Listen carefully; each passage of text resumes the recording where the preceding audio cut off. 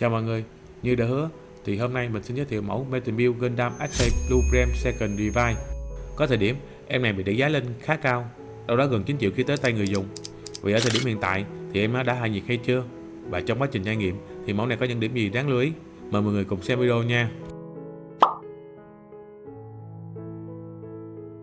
Metal Build Gundam Attack Blue Prime Second Revive ra mắt vào tháng 9 năm 2020 với mức giá niêm yết chính hãng là 27.500 yên.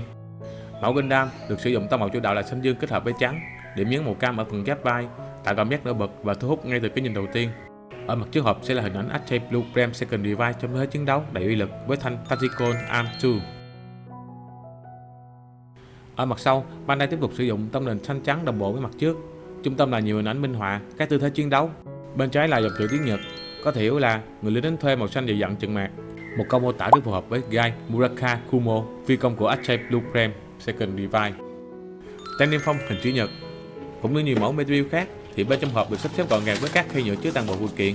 Đi kèm với đó là một hộp bút riêng để bảo vệ phần thân chính. Mẫu này đi kèm với hai khay rửa nhựa, trong đó nửa khay nhỏ được xếp chồng lên khay lớn để tiết kiệm không gian. Ở mẫu này, Bandai trang bị sẵn hai bộ chuyển đổi backpack dành cho Attack và Chai. Nhờ đó, mọi người hoàn toàn có thể gắn các Striker Pack của dòng Chai Gundam lên Attack Blue Prime Second Revive. Blue Prime Second Revive là phiên bản nâng cấp của Blue Prime Second L. Điểm dễ nhận biết nhất ở bản Revive đó là mũi chân bổ sung thêm cặp dao găm. Thanh đại kiếm không chỉ dùng cho cận chiến mà còn có thể chuyển đổi sang chế độ Gatling, đồng thời biến thành Flame Mode để gắn sau lưng hỗ trợ bay. Ngoài ra, Bandai còn tặng kèm một đế phụ giúp trưng bày riêng Tactical Arm 2 và cặp dao Tactical Arm 2 hay còn được gọi là đại kiếm. Nhắc đến Attack, nhiều người sẽ nghĩ ngay đến thanh đại kiếm khổng lồ. Đây gần như là món vũ khí biểu tượng gắn liền với dòng Attack. Tuy nhiên, không phải phiên bản nào cũng sở hữu được trang bị này. Chỉ có Attack Red Prime và Attack Blue Prime mới có. Khi lắp thêm cụm súng Gatling ở phía trước sẽ trở thành dạng đại kiếm hoàn chỉnh. Blue Prime Second Revive được trang bị cặp dao Schneider. Hai thanh dao được gắn ở hai bên hông chân thông qua phần vỏ bao, vừa tiện lợi vừa ngầu. Phần bát màu đen này là giá đỡ dùng để treo Tactical Arm 2 sau lưng của Blue Prime Second Revive.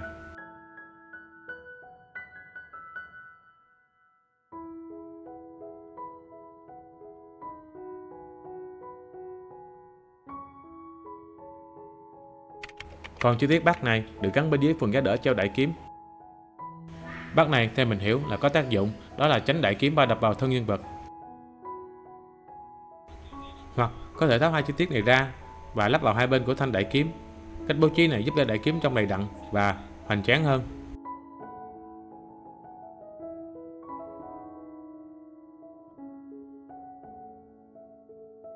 Và đây là phiên bản hoàn chỉnh Attack Blue Prime Second Revive. Tính từ bàn chân đến phần chuôi kiếm, chiều cao đạt khoảng 24 cm. Trọng lượng khi gắn kèm với đại kiếm 359 gram.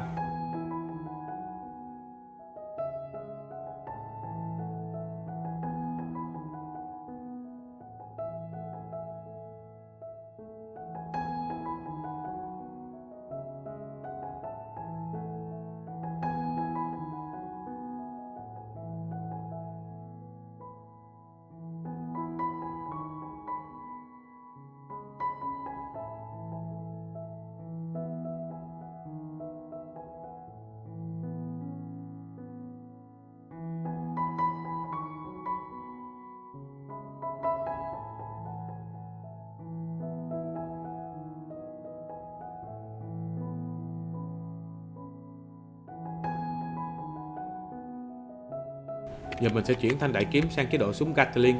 Đầu tiên, mở hai cánh của thanh kiếm ra, sau đó gập các cánh xuống để tạo thành góc vuông. Đây là bước đầu tiên để lộ ra cụm súng Gatling bên trong.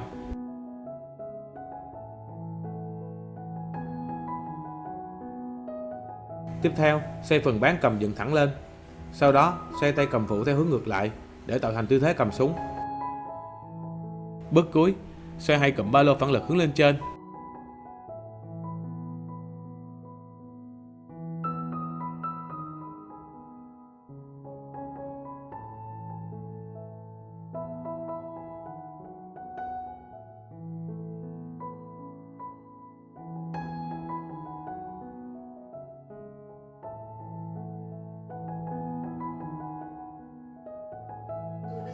Ngoài việc sử dụng mép đỡ trong suốt để chịu lực, hãng còn cho kèm một khớp nối phụ gắn trực tiếp vào cánh tay.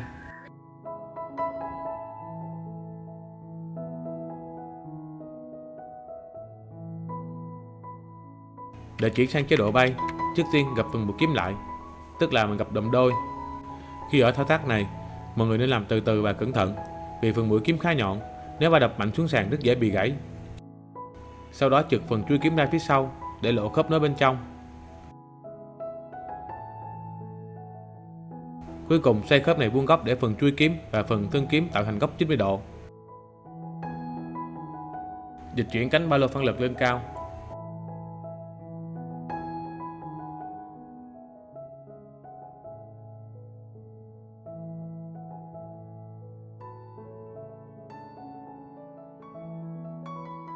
Điểm khác biệt tiếp theo giữa Second Revive và Second L là thanh đẩy kiếm trên bảng Revive có thể tách thành hai thanh kiếm nhỏ để trang bị cho cả hai tay.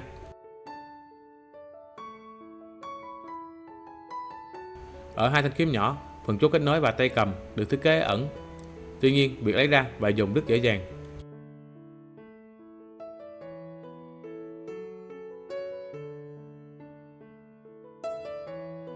Mẹo nhỏ khi lắp là mọi người nên căn chỉnh phần tay cầm vào lòng bàn tay trước, sau đó mới ấn chốt.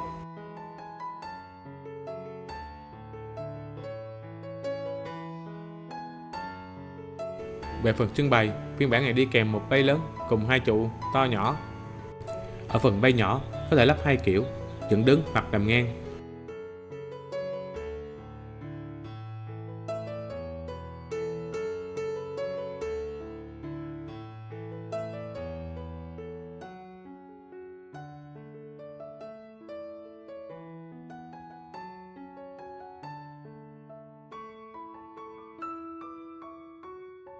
Second Revive được tặng kèm thêm một mặt nạ phụ.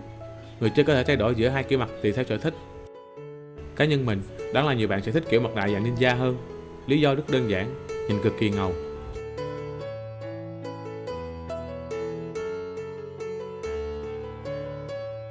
Về biên độ, mình chỉ nói nhanh về phần giáp, còn các khớp khác gần như tương tự những mẫu chay trước. Giáp vai sử dụng khớp bản lề nên có thể mở lên và gập xuống dễ dàng. Phần giáp phía sau cũng có một khớp nhỏ có thể mở lên, còn tác dụng cụ thể thì mình không biết để làm gì.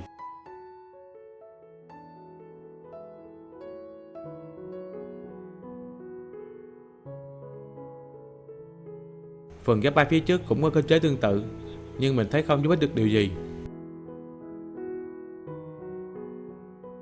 Gần cuối video, mình xin trả lời câu hỏi nhiều bạn quan tâm.